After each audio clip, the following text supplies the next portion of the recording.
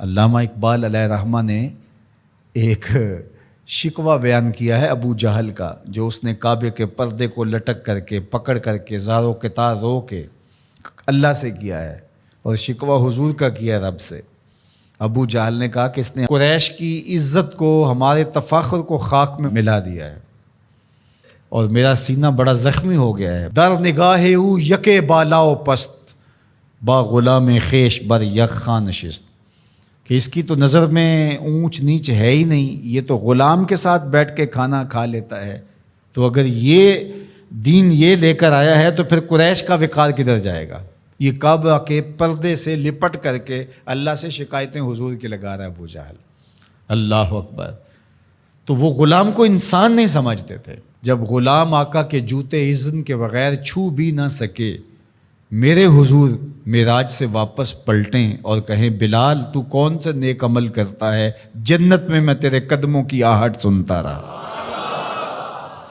کیا خیال ہے اس ایک جملے نے دور غلامی کی ساری تھکن اتار نہیں دی ہوگی، اور بلال فرش سے اٹھ کے فراز عرش پہ نہیں پہنچ گیا ہوگا۔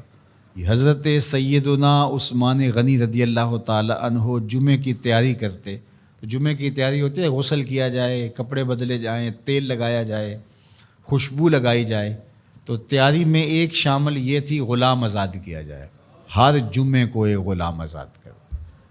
حضرت عبد الرحمن بن عوف رضی اللہ تعالی عنہ نے حضور کی دی گئی ترغیب سے زندگی میں 30,000 غلام آزاد کیے۔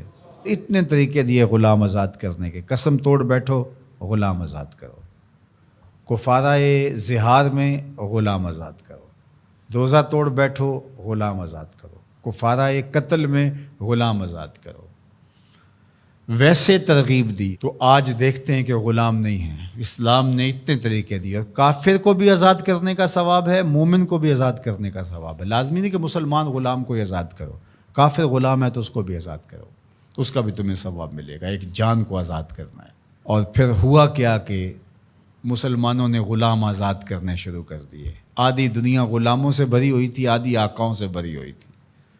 اب غلام آزاد ہو گئے اور وہ امتیاز بندہ و آقا ختم ہو گیا۔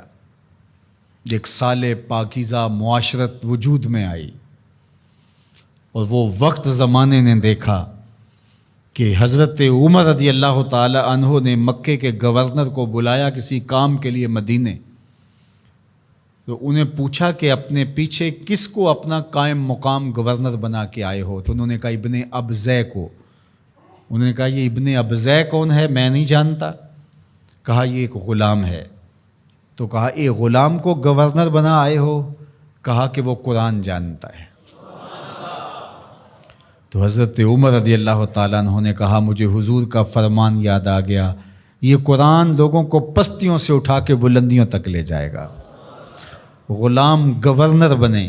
ہندوستان کے اندر باقاعدہ ایک خاندان غلامہ گزرا ہے، جس طرح خلجی حکمران ہوئے، مغل حکمران ہوئے، ایک باقاعدہ خاندان غلامہ تاریخ پڑھیں، وہ باقاعدہ بادشاہ بنے۔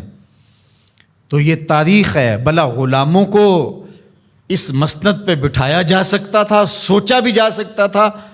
اپنے ساتھ بیٹھ کے کھانا کھلانا، اس پہ شکایتیں لگا رہا ہے رب کے حضور، کعبے کے پردے کو تھام کے ابو جہل کہ از محمد سینہ ما زار زار، ہمارا سینہ زخمی ہو گیا ہے۔ در نگاہ او یکے بالا و پست، با غلام خیش بر یک خان نشست۔ یہ تو غلاموں کے ساتھ بیٹھ کے کھانا کھانے کی بات کرتا ہے۔